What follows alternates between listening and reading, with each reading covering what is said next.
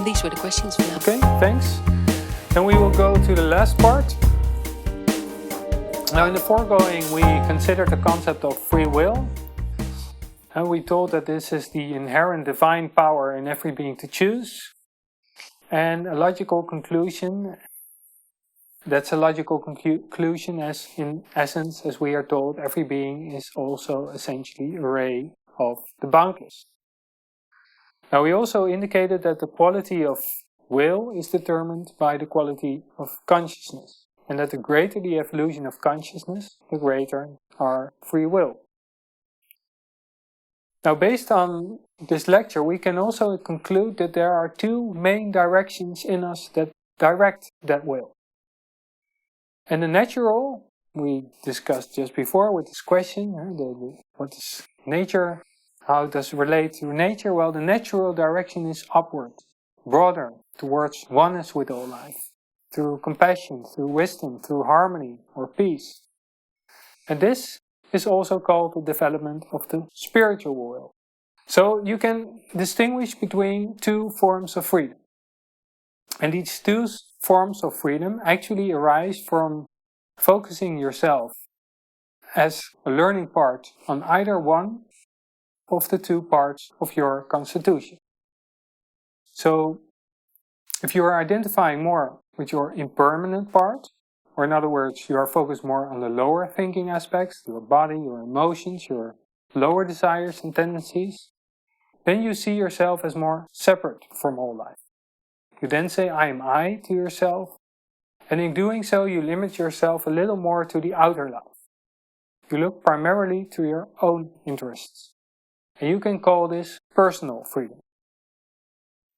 Now, if you identify more with your imperishable part of the monad, you focus more on the higher aspects of thought. Your sense of unity, coherence, idealism, and intellectual reasoning. You then see yourself as an integral part of the one life, or are even more or less one with it, and are more likely to say, I am to yourself. And by doing so, you free yourself precisely from your lower tendencies and desires.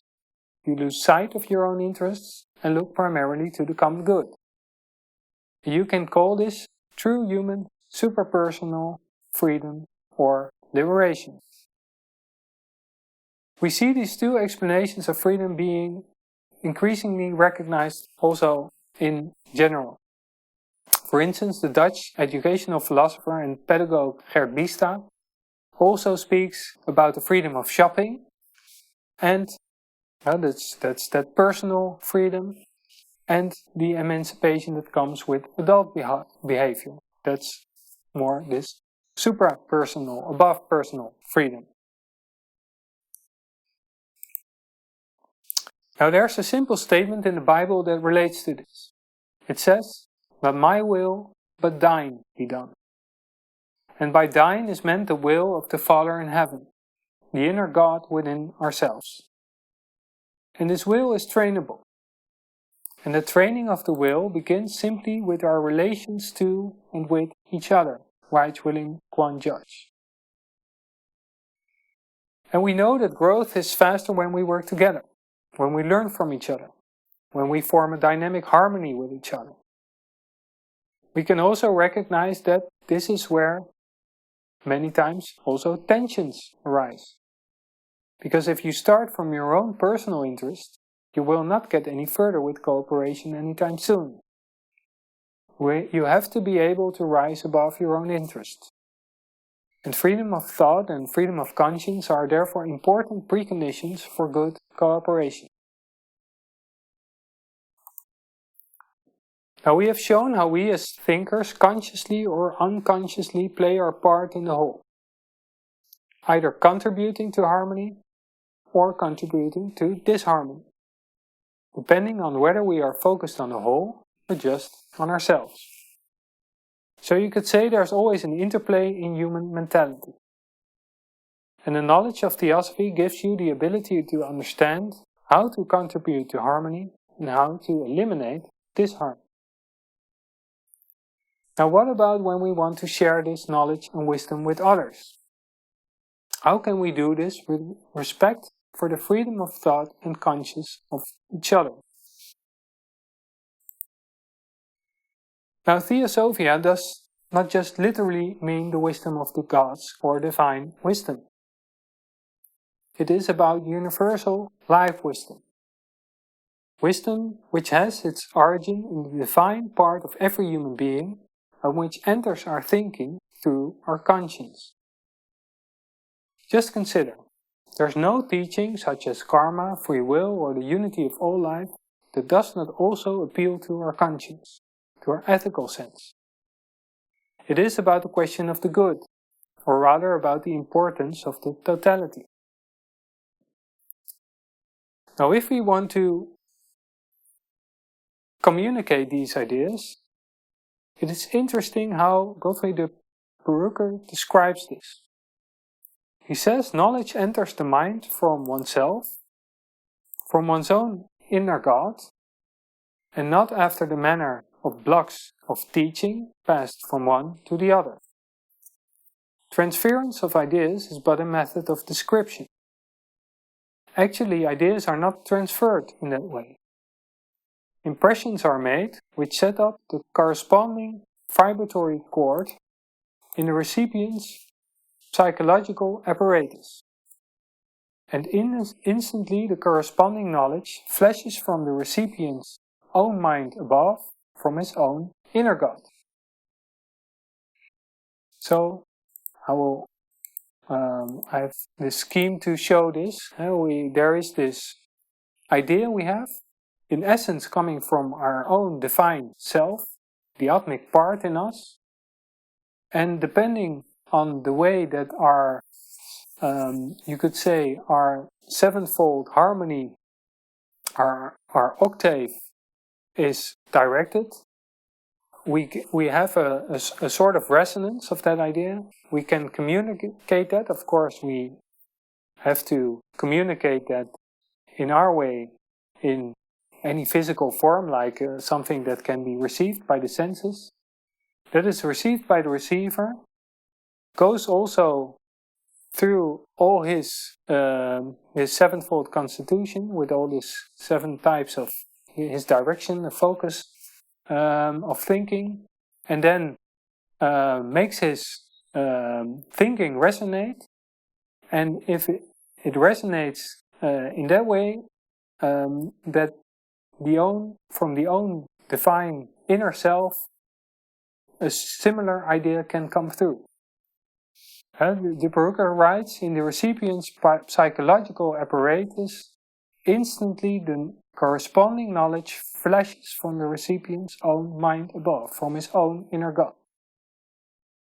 And he writes further, this is an interesting subject of thought, but please do not think of knowledge or wisdom or love passing from one to another in blocks, and what one receives from outside in the way of transference of ideas, of thought, is merely the outward stimulus or stimuli, arousing the inner vibration, preparing for the reception of the light from within. And here it's also important to what extent the psychological or thinking instruments of the receptive of the receiver are focused. And each aspect can be seen as a kind of filter, a kind of sieve, as Blavatsky described it. And if the thinking is thus not properly directed, then part or sometimes even the whole message will be distorted. So you see that I've tried to show this schematically. And as Judge said, we can develop the spiritual will to arrive at this wisdom through our relations, through human relations with each other. And an important conclusion from this story of esoteric communication, as described by de Perucker and others, is that communication of wisdom is not even possible without appealing to the freedom of thought and of conscience of one another. And further, also a conclusion, that we shouldn't attach to results when we try to communicate in this way. Because if we really are attached to a certain effect with the receiver, then our message is colored by that desire. We really do not trust then the inner wisdom of the other who does his work when he can, while we already want to see a certain result. And that desire will really cloud or distort our message.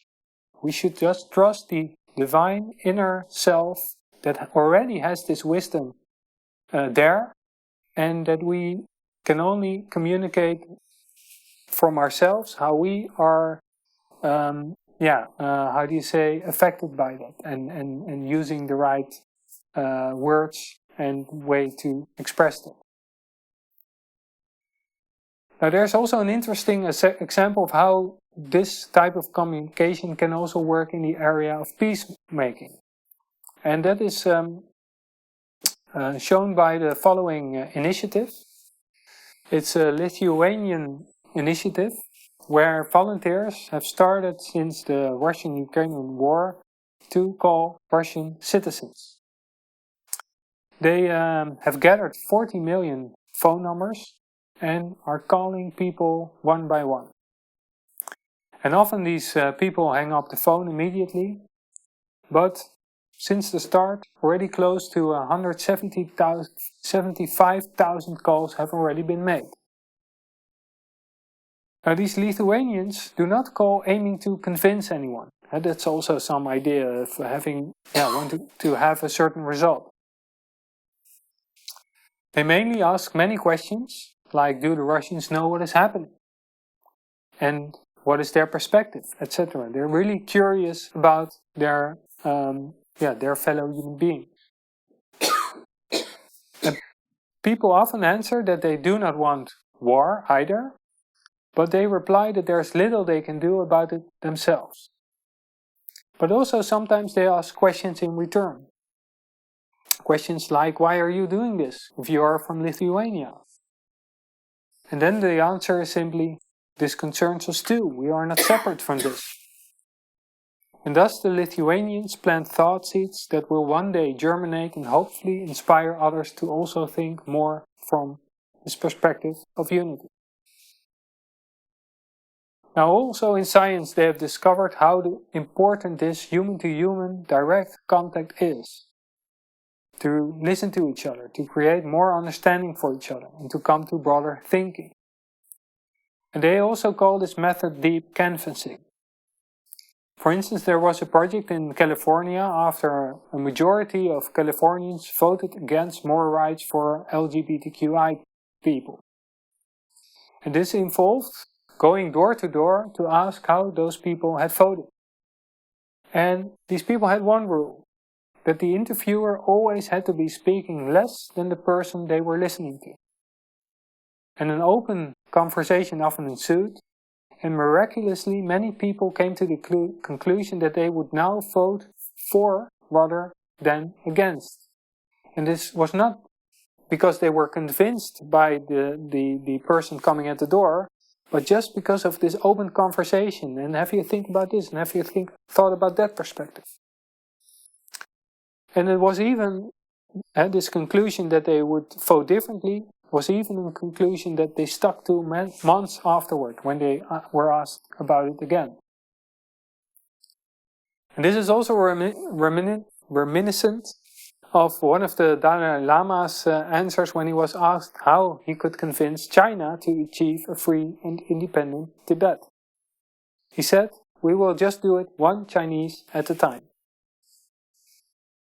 And you can say that this is really the work we have to do as human beings, in the light of being one humanity. To integrate our different visions of reality into a larger, broader reality. It's a road to greater freedom, and also the road to peace, and a road that begins with our free will.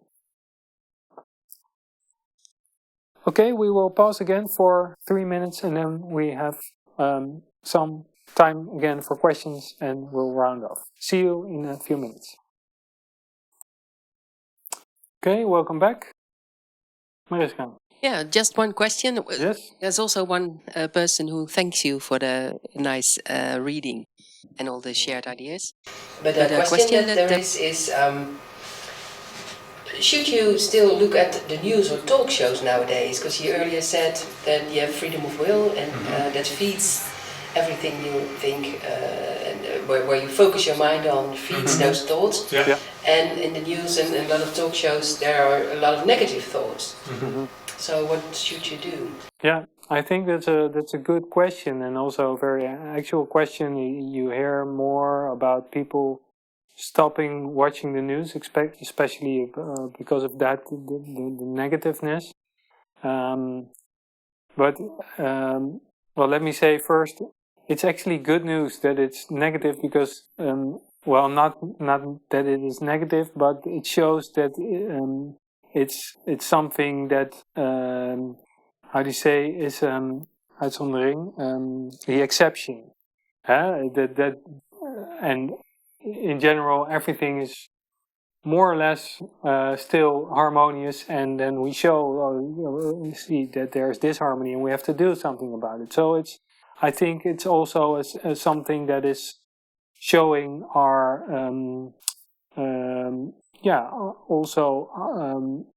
but there you could say there are different let's start again. There are different motives to look at the news, so it can help us realize that within the unity there's still much disharmony, and that we can also, I think it's good to know what's happening in the world, in that sense that we can look from our own point of view, how can we contribute? And more often we can contribute much more just in our own life than the idea of, oh, we have to go there and we have to fix things. I think I think any idea is getting clear nowadays, is that this completely interconnectedness, that in many ways it shows, well, it's now very clear, for instance, with our gas here in Western Europe, it shows we're not separate from this. And of course that doesn't only apply to what we directly experience about it. It's always there, because on a mental level there is this really something that also has a lot of impact, and we don't see it maybe yet so much, but of course many people now are also feeling insecure. What will happen? What will be the outcome of this situation? And that also doesn't contribute very much to harmony. But I think it's the motive. So we can still look at the news and see, and not being too attached by it, and see it as an extra motivation to work for harmony. But I can also imagine that because of all this negativeness, we stop watching the news and just trying to be the best we can in just our daily lives. And I think both there's something to say for both approaches. But let me say this: I think even if we don't watch the news, we will hear about it, because there's so much interconnection that of course you will notice prices going up, for instance, and will ask yourself, what is the reason of this? So in that sense, I think it's good to realize that, and that's also the good thing, that it shows that what happens in the world affects us all. But in the other way, it also means that what we do, only if it is just a small thing, it affects the whole as well. It affects the world as well. So we can start here also by simply peaceful reactions, trying to be, how do you say, equanimity, that I don't know how to, sorry about the English here, but to be an example of equanimity in all these situations, because then we also help our neighbors who are really having a hard time in these situations themselves. So I think that's something we can say from a theosophical standpoint. Well, Okay? Yeah, those were the questions. Thank you very much. And of course, we have next week our study based on this theme. And we will also share some, like you're used to, some excellent excerpts of Theosophical literature that I used for this lecture and that we also use for the study next week. After this lecture, you will be able to download them from our website.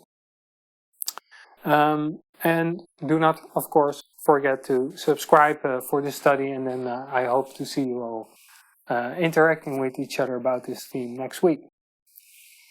Okay, then we will end like you are used to from us with the Gayatri from the Rig Veda, a call to, well, you could say the origin of our free will to our highest self.